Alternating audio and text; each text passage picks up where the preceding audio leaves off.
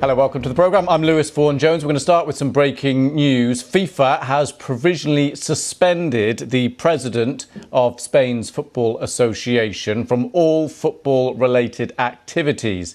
It follows his refusal to resign after being accused of forcibly kissing a winner of the Women's World Cup on the lips. Well, earlier, the Spanish Football Federation accused Jenni Hermoso of lying about the incident when she said she did not consent to being kissed on the lips by him following Spain's victory over England in Sydney. Well, the organisation said it would take legal action against her. More than 80 players have now said they'll boycott games until he quits. Our sports correspondent Joe Linsky has more. Spain's winning World Cup moment could soon become a legal battle. This was the kiss from the FA president that overshadowed the week they became world champions. Luis Rubiales has refused to resign, and now the dispute has gone further. Last night, Jenni Hermoso said, as was seen in the images, at no time did I consent to the kiss. The Spanish Football Federation has hit back. They say the presidents will show each of the lies that are spread, either by someone on behalf of the player or by the player herself, and that they'll now take legal action. The RFEF say these pictures prove Rubiales right, and that this lift from Hermoso meant she also gave consent. She has denied that action even happened. Is that so serious that I have to leave while having done the best job for Spanish football? Yesterday, Mr. Rubiales had been expected to stand down, but instead came defiance. I will not resign. I will not resign. He said 5 times, I will not resign. But in the hours that followed, key names in Spanish football spoke out. 81 female players now say they won't play for their country until he's gone.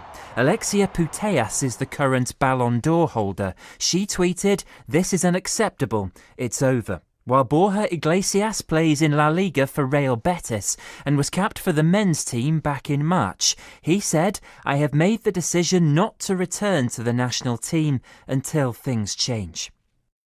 This was the front page this morning of Spain's biggest sports paper. The headline in Marca read Global Embarrassment.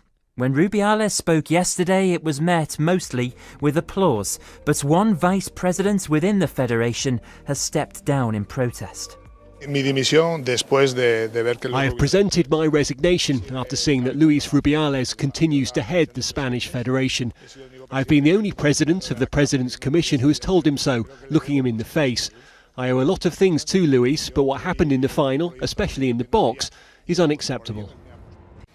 Well, our reporter, Sergi Furcada, is in the newsroom. Hi, Sergi. So tell us about this provisional suspension.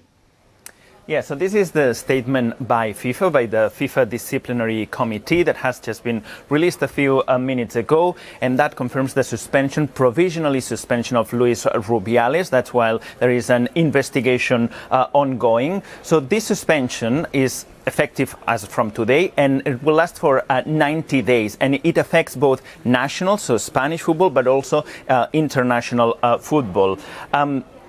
What we know so far and what FIFA has said is that Mr. Rubiales has to refrain through himself or third parties from contacting Jennifer Hermoso, which is obviously the player that he kissed during the World Cup, or attempting to contact her. So we know that the Spanish Football Federation had trying to approach and contact Jennifer Hermoso in the past few days. That was unsuccessful. But now what FIFA is saying is, look, don't even explore that idea, because you should not contact the player while this investigation by FIFA is ongoing.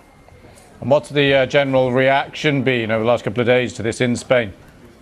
Yeah, not reaction yet to this FIFA statement. I'm sure, though, that many in Spain will have a lot to say about this. But look at the front pages of Spanish media this morning. Luis Rubiales everywhere. He was in all front page in newspapers in Spain. And despite the fact that yesterday he decided that he didn't want to resign and he was very vocal about it, some of these newspapers are already saying that he has no choice, that sooner or later he'll have to go, whether it's because of pressures from FIFA or other investigations that are already ongoing in Spain through some national authorities. Let's take a look at a couple of front pages in particular. Marca, sports newspaper, saying that this is a global mess, a global embarrassment.